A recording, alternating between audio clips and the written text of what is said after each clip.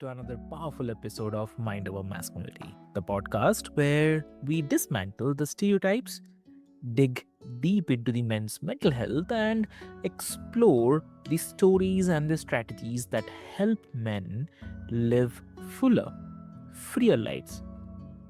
So, today's episode is one that could literally change the way you feel in your body and your mind.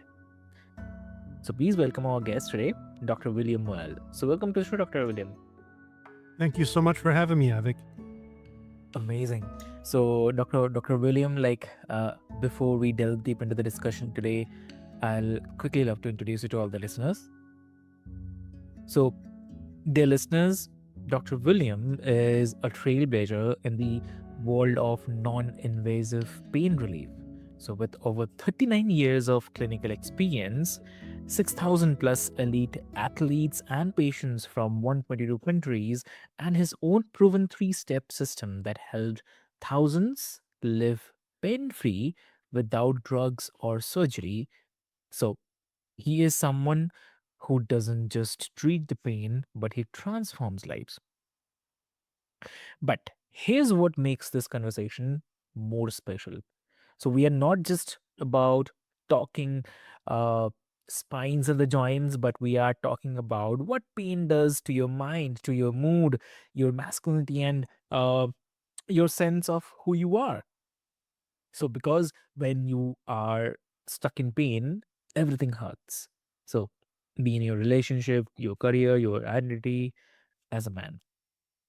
So buckle up, brothers, because today we are going to and going straight to the roots of that pain and learning how to set it free. So welcome to the show again. All right. Well, you just brought up a good, an old memory. About Okay. 39 years ago, when I Uh-huh. was first in practice, I'm originally from France. Oh. Moved here to the States when I was 11 Uh-huh. and then went through school and everything else. So 19,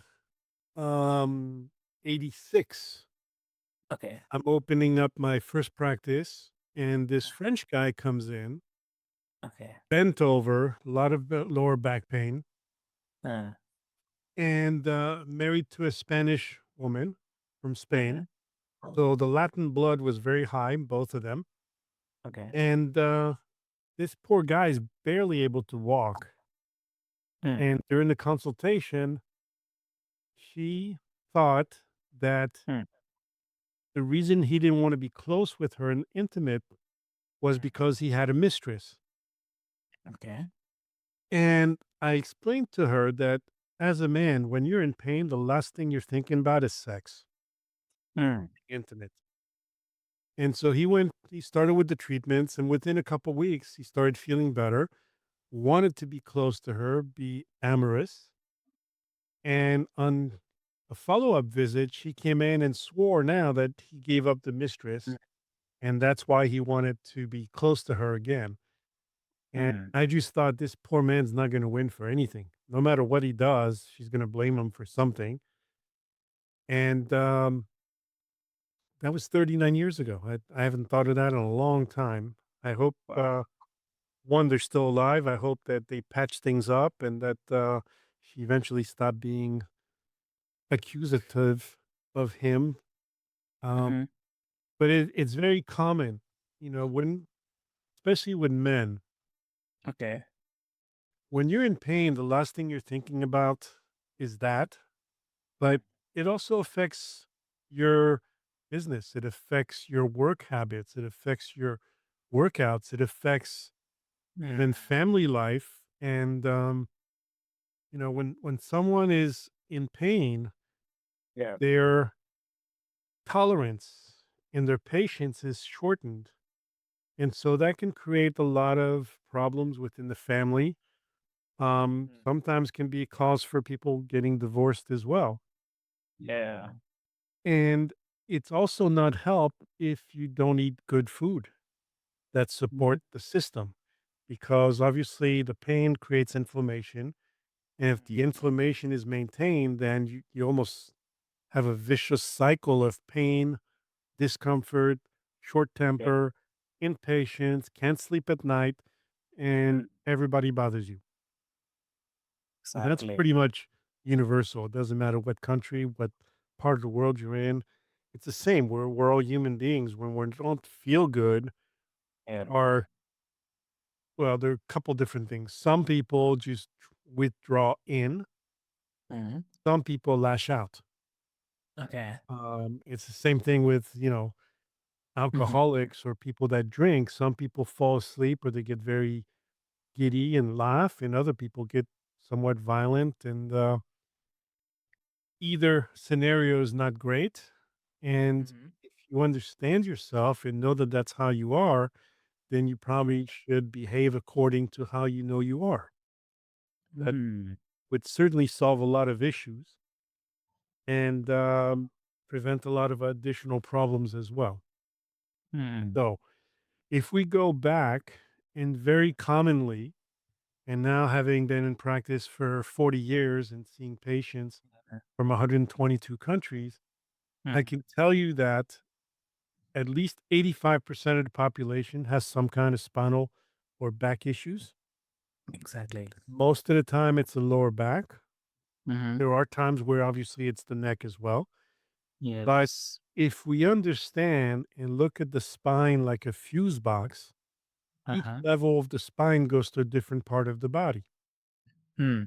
and controls that part of the body. The lower back, whether it's Mm. men or female, men or woman, it affects the sexual organs, it affects the bladder, it affects the intestines. In a woman, it'll affect the uterus. Mm. In the man, it'll affect the scrotum and the penis. And Mhm. if those areas are not functioning properly, more Okay. than likely is because there's some pressure on those nerves. Mm. And you can take all the pills you want, you can do everything you want to do. But the Mm. reality is, it's like the house. If the power goes out, Mm.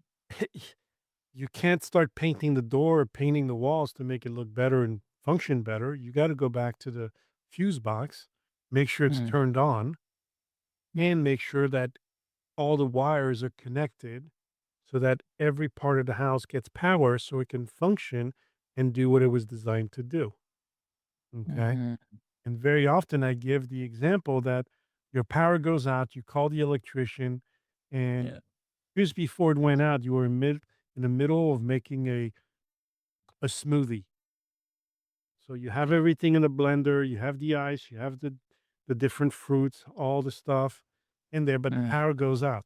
You call the electrician comes out, fixes the Mhm. problem, Yeah. but is it his job to make your smoothie or is it his job to just turn the power back on? Mm. And so very commonly people want everything to be back to normal and somebody else to take care of it, but the reality is it's your body, it's your Mm. nervous system, it's your fuse box. And before reaching for medications or shots or even entertaining surgery, I Mm. think it would be smart to just know, hmm, I have pain. The reason I have pain is because I have a problem. If I want Yeah. to fix the problem, I have to know what the problem is so that it can be Mm. fixed. So, for example, this morning I had a patient that came in Mm. and his lower back is killing him. He's already been to Mm. multiple doctors and multiple other offices. They Okay. try to treat the symptoms. Mhm. So, can I ask you a silly question? He said, yeah, of course. Yeah. I said, in order to treat something, don't you have to know what it is you're treating Mm. to get the best results? He said, well, you would think so, but I said, did they do an x-ray or MRI, anything? Mhm. No, nothing. I said, well, then how? They're just guessing. You don't want to guess. You want to know exactly what it is so you can take Exactly. a direct approach to solving the problem and resolving the problem, Yeah. hopefully once and for all, and not Mm. keep treating it with pain medication, things like that. Yes, you'll reduce the inflammation, you'll reduce the pain, but you never corrected the problem. So it continues to get bigger and bigger. And many years ago, I developed something as an explanation. One of the many things, many explanations I've created is called a snowflake theory. Okay. And so a snowflake weighs nothing. mm, But eventually, one more way nothing snowflake can collapse a branch or collapse the roof of a house mm, because it's about accumulation. The longer a problem exists and is not promptly taken care of, the more it yeah, degenerates, the more it advances, and eventually it gets to the point, just like that last snowflake, that the mm, body can't take it anymore, the branch can't take it anymore, and it collapses. yep, And then people will try to do and spend anything that they have to get back to normal. But unfortunately, there's sometimes a point of no return that there's so much damage that naturally it cannot be fixed. And even maybe with surgery, it cannot be fixed. mm, And so we have to honor the system, honor the body and what created the body, mm, and understand that we're body is a machine made of parts, and the parts and some parts can break down. So if we know that, it makes sense that we take care of them. And within our system, what we breathe, what we drink, what we eat, if we get enough rest, if we take care of ourselves mentally as well to relax. And obviously, we need to be able to go to the bathroom to get rid of the waste products created mm, from breathing and eating and drinking and all those other factors as well. So, mhm. very important. Ah, yeah, exactly. And that's really great one. I mean, and I really love that you touched this point. Like, I mean, guesswork doesn't work, and No, obviously, and we should if you want to uh I mean remove something, resolve something, or do something, then we need to understand where exactly the root cause is, and we need to do it from the beginning, because uh when we're at the end stage or the last stage, then doing everything what can be done is of no use, and it's of, I mean, losing the time. So yeah, correct, definitely, yeah. correct. And I'll tell you, I had a patient that was a self-made Hmm. billionaire Hmm. and super nice guy. You, I mean, very down to earth, dressed in jeans, polo shirt, had some of the best jokes. And Mhm, whenever he came in, he would just, "Hey, fix me up. I want to go dancing." mhm, And he was into ballroom dancing. That was his passion besides business. mhm, And one day, after a couple years of coming in, he lived in New York half the year, came to mhm, Florida the other half of the year. mhm, And one day he came in and he started writing me a check. I'm like, well, that's kind of weird because he usually pays me for the mhm, year or for the time that he's here. mhm, And he hands me a check, and it's a rather mhm, big check. I looked at it. I'm like, uh, that's a lot of zeros. He says, yeah, I know. I wrote it.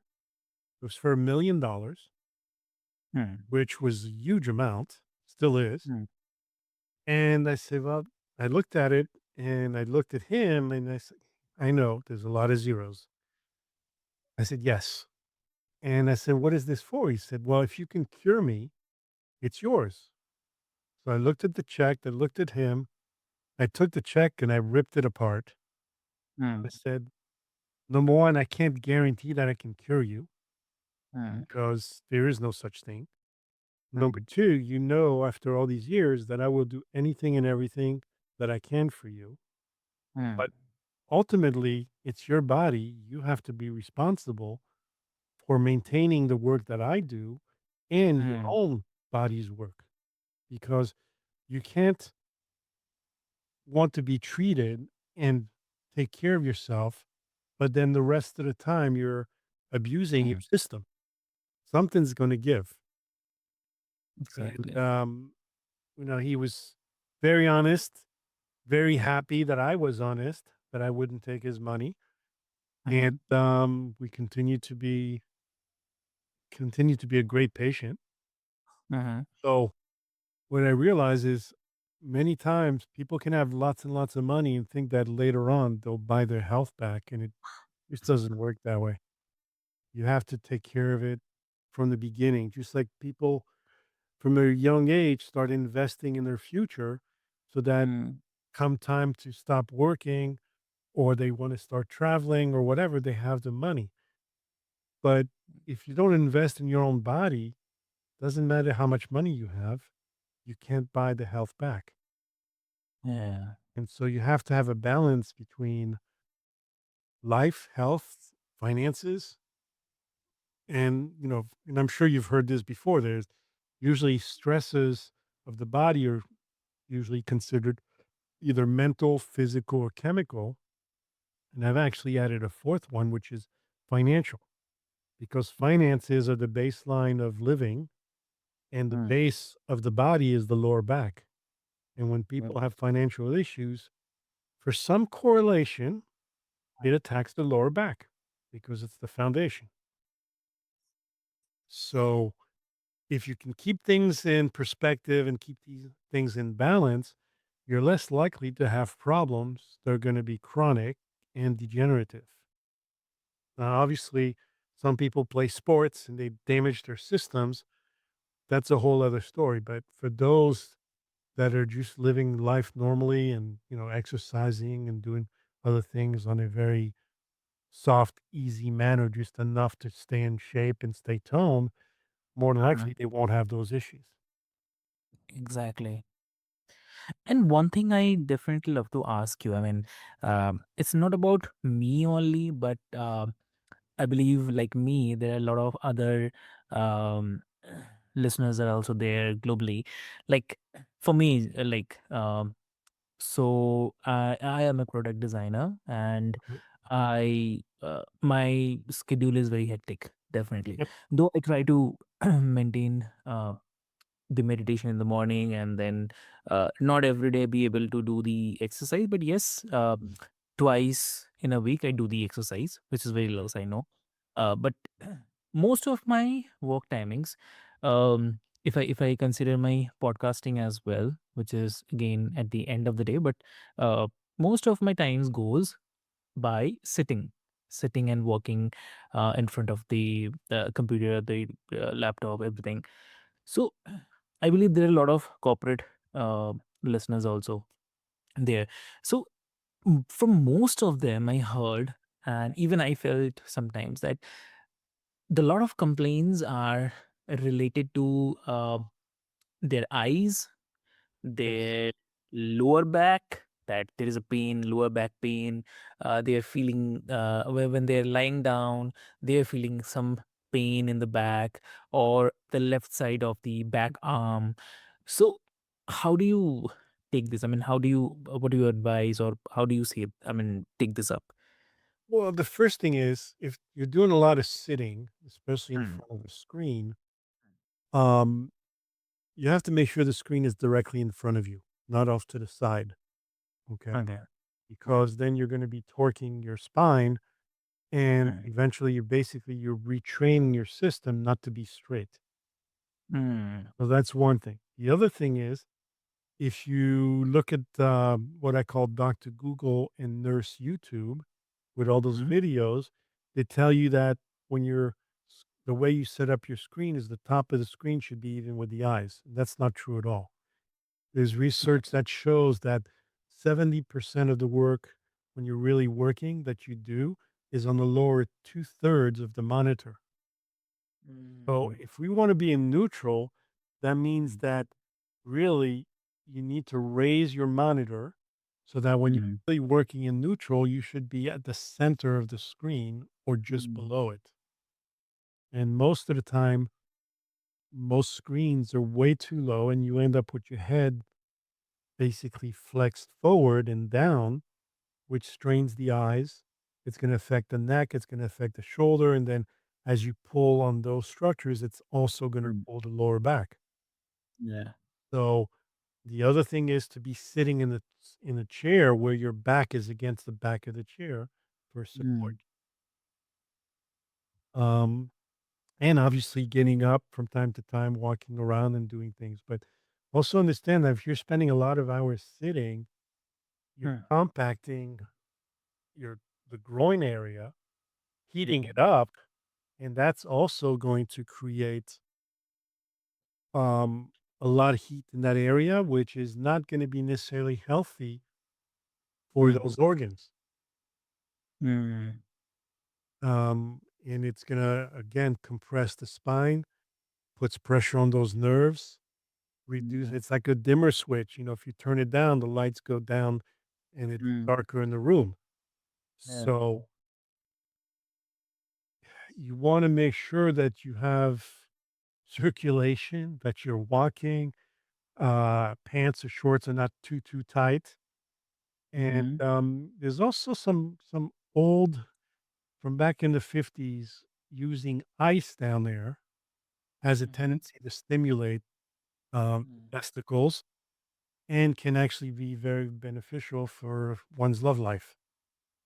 Mm. So it's rather cold, but it's good, and it's really not a whole lot different than Mm. athletes taking cold plunge after a Mm. workout, or especially swimmers have a tendency to go right into a very cold tub full of ice and obviously cold water, and it stimulates their body. Mm. So those would also be little things that are nice, natural, Mm. non-invasive, although it feels cold, that could actually benefit someone. Exactly, I totally agree on this. And so this one about the cold plunge, I heard from some of the soccer players, Mhm, the renowned soccer players. I heard them saying that what they follow is um, like when they go for this thing, when they go for playing for the matches in the morning, they take the cold shower. They take mhm. cold shower because that actually activates inside from their body, and uh, when they return back and uh, or maybe before sleep at night, they take a hot shower. So what's the difference? I mean, Well, one is gonna stimulate like crazy. The cold is gonna stimulate you and wake you up. The mm, hot is gonna kinda make you feel cozy, just like getting in bed and you get under the covers. You wanna feel mm, nice and warm, and it just mm, kinda shuts you down and allows you to relax, and especially at night since normally mm, you're gonna be more tired, than just when you're first waking up, it helps to actually relax the body and go to sleep. mm, It's just logic and common sense. Just uh, like if you ever look at cats, mm, cats, when they go to sleep, they roll up in a ball. And then when they yeah, wake up, they stretch their front legs and arch their back. And that just mm, wakes up their nervous system. mhm, Versus when they roll up in the ball, it just kind of shuts it down and mm, turns them off in a sense so they can relax and go to sleep. mm. Wow, There's a love lot to learn from, especially in the Chinese arts and kung fu and things like that, that were developed from watching animals mm, fighting styles. So there's a lot to learn from nature that sometimes we try to be smarter than nature. yeah, I don't think that's possible. I think mm, nature already has it figured out for many thousands and not hundreds of thousands of years. mm. And, just like when we're a child, we think we know better than our parents. And then as we grow older, we realize, hmm, they kind of knew what they were talking about. I should have been a better listener. So, Exactly, yeah, lovely. And so if I ask, what do you think are some of the common emotional or maybe the psychological contributors to the physical pain that you have seen over the years? um, I think a lot of those are when people don't have a clear set of goals for their future. Mhm. Um, if they're stressed out about their relationship, about their jobs, or Mhm. even eating poorly, that will affect how the body is going to function. Mhm. And in these days, what I remember growing up calling stress is now depression. So Mhm. there's been a change in the words. And the Mhm. problem with that is that many people tend to forget that words are emotionally charged and they create emotions. Mhm. So if you continually tell yourself you're this word or that word, your body is going to start to manifest those feelings and along with those, chemical releases within the body. Mm, So that can be very dangerous. And some people also like to be victims mm, so that they get attention from everybody else mm, instead of taking responsibility for whatever the issue is and solving it. And so, in the past, if you look back, people, oh, you feel depressed, you feel down, go watch a funny movie. And that would mm, pick people back up, or go play outside, or go do mm, sport. Now they come up with all kinds of names for it and conditions, and then you have to be treated for that. And then you have to go to a psychologist or psychiatrist and get medications. And I don't know how it is where you are, but especially here in the States, there's mm, every commercial for every known illness, and even ones that never existed, they create it so that they can treat it.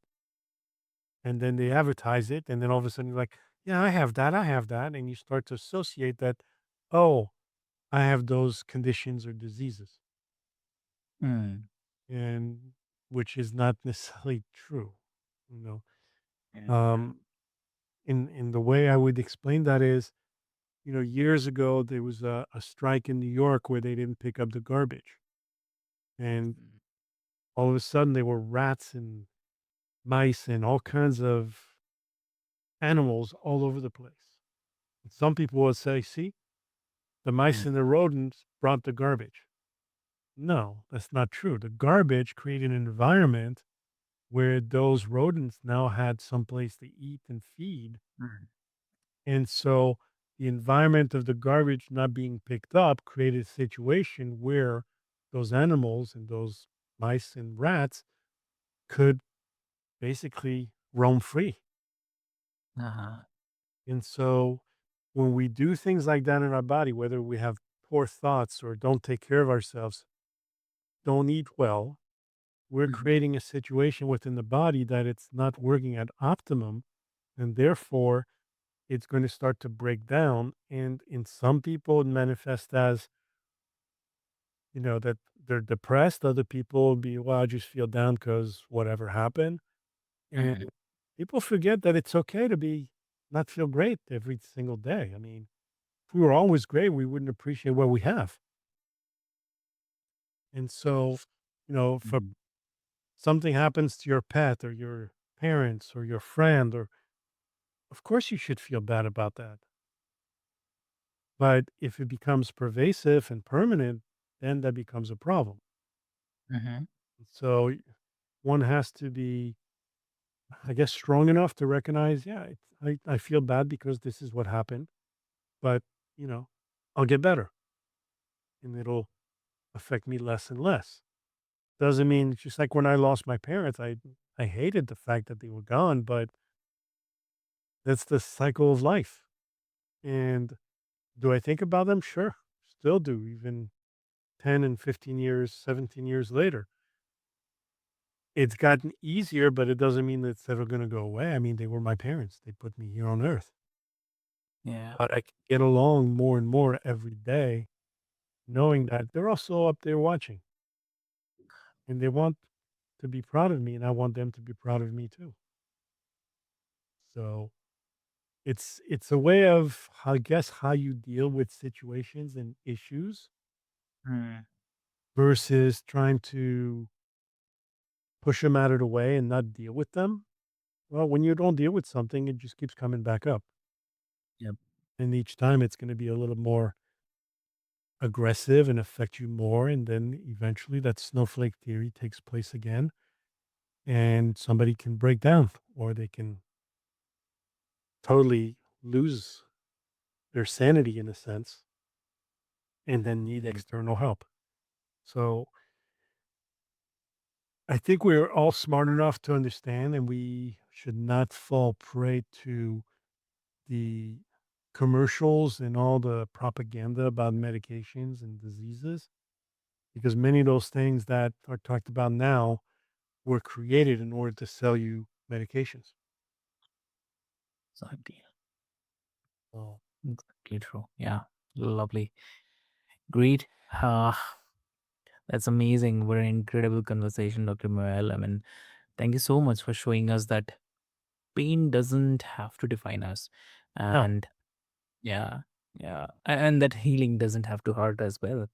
So that's very important. And Well, also, I'd love, yeah, yeah, please, please. yeah, also just to recap, think of your body as a vessel. It's Mm, made of parts. If you take care of them, they work. yeah, If you don't or you abuse them, then you can't expect anything less than them falling apart and breaking exactly. down. That's just no difference than if you keep driving a car over a bunch of nails, you're eventually going to get some flat tires. If you don't want flat tires, avoid driving over nails. Mm, exactly. And I have to say that the real strength is in awareness, choice, and compassion for Yes. our bodies and the minds as well. Yeah. And for everyone who is listening, if you are living with pain, I want you to hear this. You are not broken, you are not weak, and you are definitely not alone, for sure. So explore the tools, ask for help, and most importantly, don't settle for suffering. The life that you want without pain is 100% possible. And so, Dr. Moel, like if someone wants to connect with you, have a discussion or chat with you, what will be the best medium? Through my website. Okay. Yeah, Okay. definitely. And it's coralwaydisccenter.com. So that's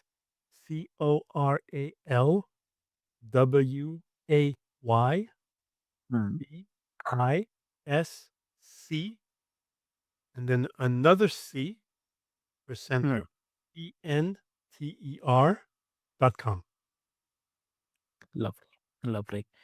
So, dear listeners, what I'll do, I'll put all the links into the show notes for your easy reference.